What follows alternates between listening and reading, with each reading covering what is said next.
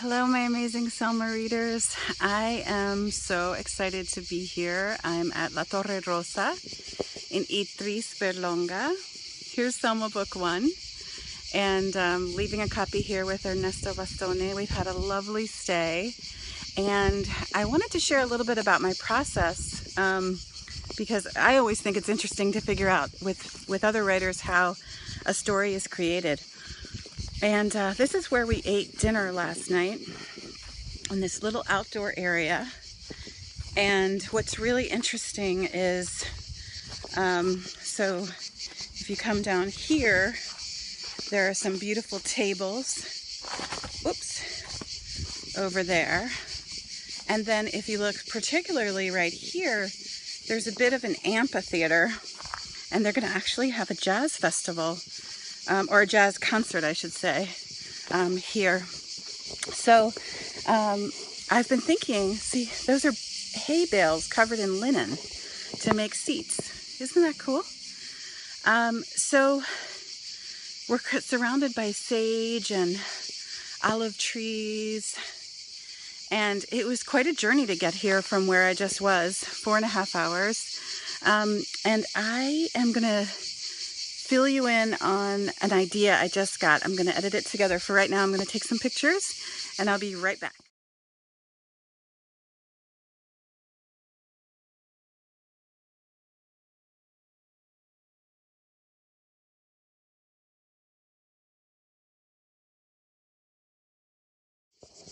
Hi friends. Okay, I'm back. I just took you through the place where we ate and the amphitheater.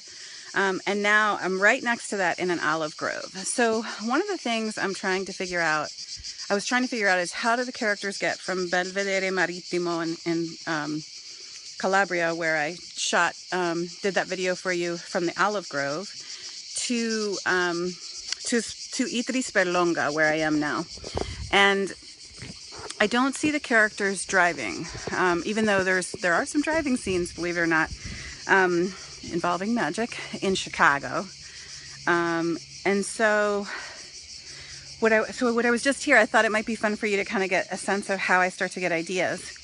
I was walking through this olive grove, and I was like, okay, so wait, so the olive grove is a portal, which means I'm probably going to have the characters transported from Belvedere.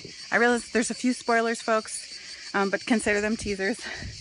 Here into this olive grove, right? And so what would happen, this is part of the reason I do film. I also sometimes record, as you know, like scene and dialogue, like I did in the Orcas Island documentary. And so the big draw for me here, among other things, is this. Do you see that? That tower was built in the 14th century, and so almost 800 years old, a little over, 700 and some. And so the family here moved from Rome. The son, Ernesto, who's lovely. Look at this. This is one of the rooms, and our room is really beautiful, and there's a little place to sit. Our room is actually connected to this tower, which is even more amazing for me. And so this tower was a church, and they used to press olives here and make wine. And different, because they're by the sea, as I think I mentioned in one of the videos, there was in the video I took in the sea, in the Tyrrhenian Sea, there's a lot of invaders. But this was also, in a different way, this gulf, there's a gulf we're going to go to today, that was important for, here, you can see the tower. Isn't that amazing?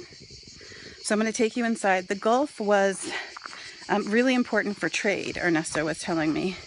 And so here we go down the pathway into the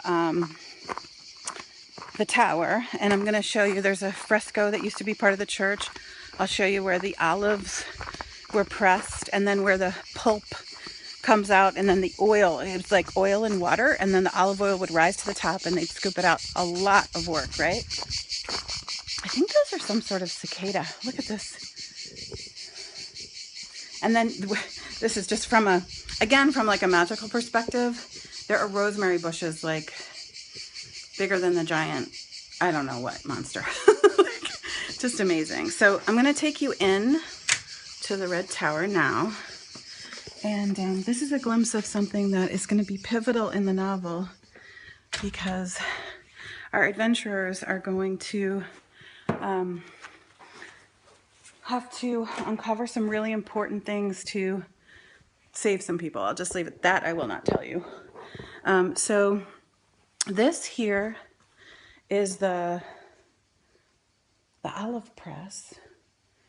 And then over here is where somehow they would get the before that was a sitting area, the pulp. So like the would get squished out, and down here would be the oil, and it would mix with the water, and then they'd scoop the oil off the top. So the really interesting thing he showed me, Ernesto, where's the picture from this is Ernesto. Hi. Hi, he Hello. is the son who helps to run this, speaks 3 languages, probably more that I don't know of. No. Only 3, Spanish, English, and Italian. Oh, and this is, okay, so this is, you can kind of see this kind of fresco, or I don't know what you would call that, but it's from the church, when it was a church. So this just gives you a sense of the space. And big adventures to come here for Selma, Hurley, X, and Claire. And oh, there's some amazing marmalades and things that they make here. We had a sour cherry marmalade that was just so delicious. So La Torre Rossa in Itri-Sperlonga, if you're ever interested in coming, definitely they have a website. You can learn about it. It's been a lovely, lovely experience. And last night we were at dinner. They did specialties of Napoli, which involved lots of things with cheese inside. So it was like made for me, fried. So it was amazing. Anyway, more to come, and I hope you've enjoyed this glimpse into book 2. Bye.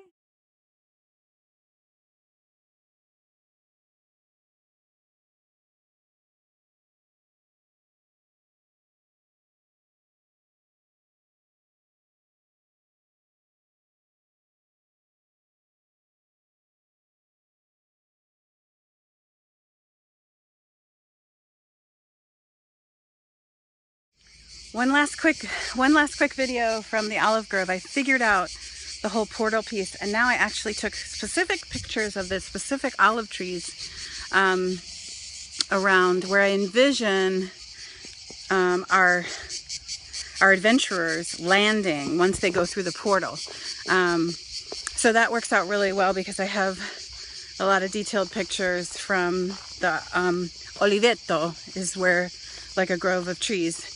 I can't wait to share this with you. So thanks for being on the journey with me for book 2, and I'm gonna try and finish the draft by the end of the year. Bye.